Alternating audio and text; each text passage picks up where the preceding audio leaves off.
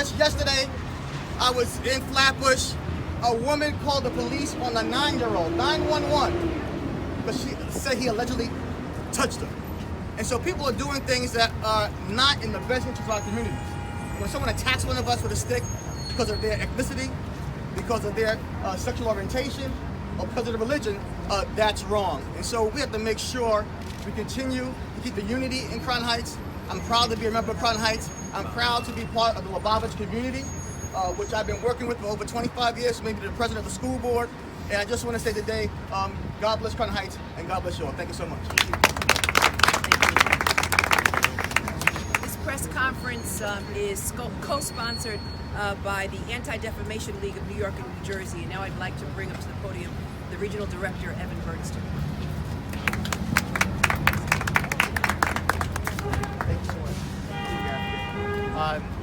It's difficult to be here now, 2 press conferences in a row. We've had a rough weekend here in New York. It took place in the Upper East Side. It took place in Borough Park on Sunday, Crown Heights here yesterday. First, I want to thank the NYPD Hate Crime Task Force. I want to thank local law enforcement for all the work that they're doing to try to prevent these things to be able to look at these things analytically and look at these crimes and do everything possible to keep this community safe. But this has been a very difficult 24 hours for the Jewish community in Brooklyn. 2 distinct assaults. We've already had 12 anti-Semitic assaults in New York State this year. There were 11 last year. 9 of those assaults happened in Brooklyn. That's a problem. It's a problem we need to recognize. There's a lot of progress that's been made. The leadership here behind me is a great example of that. The melting pot, the wonderful melting pot of Crown Heights in Brooklyn. But more needs to be done because people are hurting and there's fear. And we need to do everything in our power as a community to stand up against this kind of hate. Hate cannot become normalized.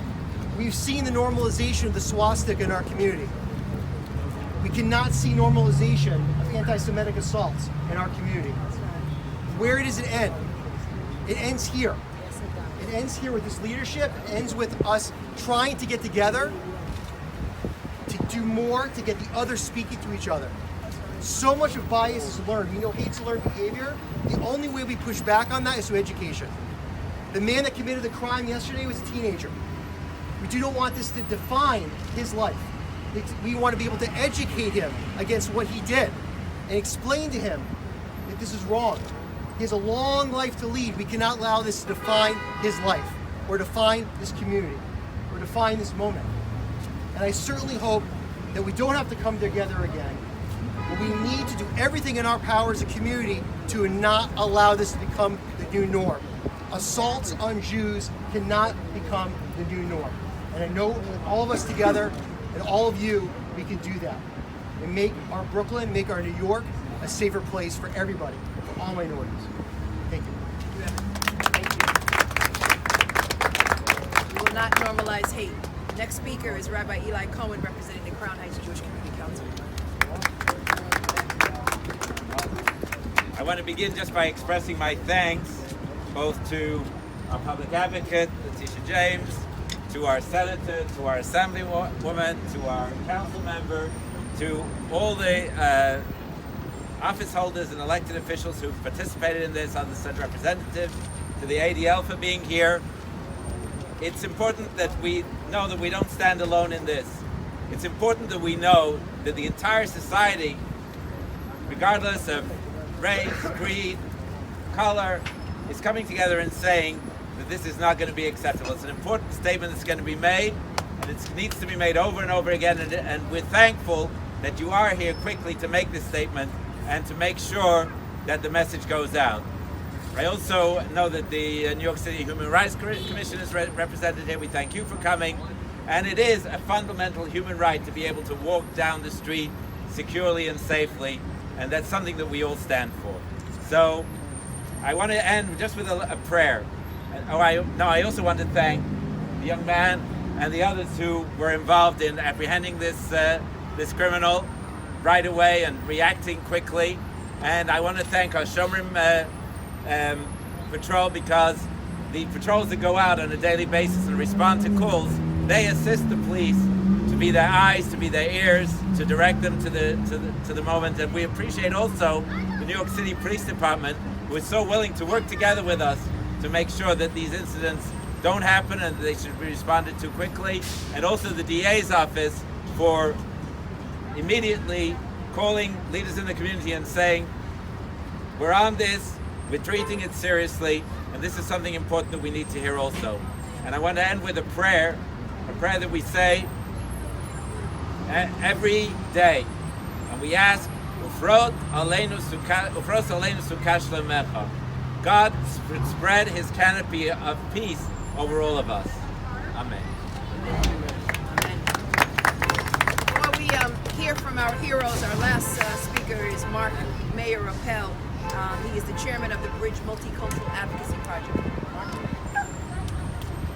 As Rabbi Cohn stated, Crown Heights was always a community that stood as a model for all the city, where blacks, Jews, and all nationalities and Muslims lived together peacefully.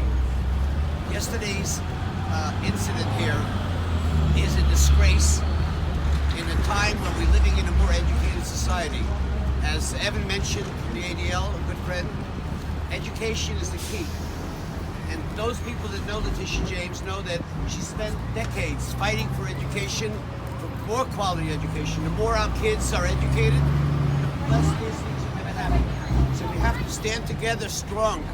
This is one city. Jews and blacks, we love the city. This is our city. This is our community. Tish, you come from this neighborhood. Laura, you come from this neighborhood. Diane, you come from this neighborhood. Evan, you understand the work of the city. We have to stay together, be strong, resilient, and tenacious. And together we'll make this a more peaceful city. Thank you. We represent the collective face of peace and harmony and unity. And now our heroes, Errol Webley, Mayor Junick, and Mendy Junick. You want to come up and say a few words? If not, just come up and take a picture. Come on. Sorry. Anybody want to say anything? I'd like to thank elected officials and everybody here who came to speak out against hate. And let's hope, like everybody mentioned, this should be the last time we should be standing on the street corner. We should only be standing at street corners and celebrating or whatever it is. But I'd like to also thank Webley, my good friend here, my good Crown Heights neighbor, who went out of the way to help and capture the suspect and hold him down until police came. He's a brave man, and I think he deserves the whole recognition. Errol, can we ask you a question? And basically, this shouldn't happen again. It was a scary incident yesterday, but thank God the victim, thank God, wasn't hurt too badly, and thank God the suspect was apprehended. And let's hope this should come an end to this. We shouldn't have to go through all this stuff. And let's hope that things will only be better for Crown Heights, and Crown Heights will definitely be better, and Crown Heights is blooming. And the fact that you see me and him standing together, we're all standing together, that's the testimony of what Crown Heights is all about. Thank you very much. Thank you. We're here to stamp out hate. So you can stand with me, guys. Any questions from the media? All the hard questions go to the heroes. Tish, you're good. Okay. How do you feel right now? They want to know how you feel. Anybody? How do we feel? I mean, it's thank God the perpetrator was caught. It was a scary moment. I mean, it's an instinct that we kicked in and we chased after the perpetrator. And we knew it as the right thing to do. I mean, someone needs help. You just can't sit back and fold your hands. That's what every New Yorker should do. Look out for each other. That's what we're all built for. That's what we're made for. That's what God created us. We have to look out for each individual. Next question. Tish, you said these incidents are on the rise. Can you step up to the microphone? Sure. Do you think the president plays a role in this? So I believe that he has unfortunately unleashed hate in our nation. And it's unfortunate that he is not speaking out forceful. But in the absence of leadership from the federal government, there's leadership coming from Crown Heights, there's leadership coming from the city, and there's leadership coming from the state. And the message is clear, and the message is the following. We will not tolerate hate. And if in fact you perpetrate hate or a hate crime against any individual of any race, ethnicity, or sexual orientation, it will not be tolerated in New York State. And we will throw the book at you. Prosecute you to the fullest extent of the law. That's the message. It's really all about peace and love and understanding, because hate is a byproduct of ignorance. What we need to do is educate individuals about our differences, but also about our similarities, and the fact that in New York State, we will not tolerate hate. Not here, not ever. Anyone else? Yes, ma'am. Yes. You were speaking about how Trump is this and Trump is that, but anti-Semitism has been here way before Donald Trump. And my real question is to you is, it's very nice to speak about how we need to do this, and how do you plan to do that? So let me just say that that may be true, but the reality is that there's been hate crimes and they're on the increase. And I asked what you plan to do. and I'll get to that in a second. And so the reality is that hate crimes are on the increase. And clearly there is a correlation between the leadership in this country and hate crimes on the increase in every category. So let's be clear. Two, as the former city council member of this district, we've stood together time and time again, standing up against acts of crimes, acts of hate. What do you plan to do to bring people And together? as we've stood together, and hopefully as the next Attorney General of the state of New York, we will prosecute individuals to the fullest extent of the law, and we will continue to educate individuals as we've done in public schools when I financed a number of programs here in this district. Are you new to the district? No, but you. No. Are you new to the neighborhood? Thank you. Thank you. Welcome. Thank you so much for being here. We appreciate you. Oh, are you? Yes. Oh, really? Oh yeah, and also I want to again recognize the representatives from the District Attorney's Office, Eric Gonzalez, and thank him for all that he did. We marched together on a number of parades and a number of rallies, and we marched together again, speaking about peace and unity in the community. Any other questions? Thank you all for coming.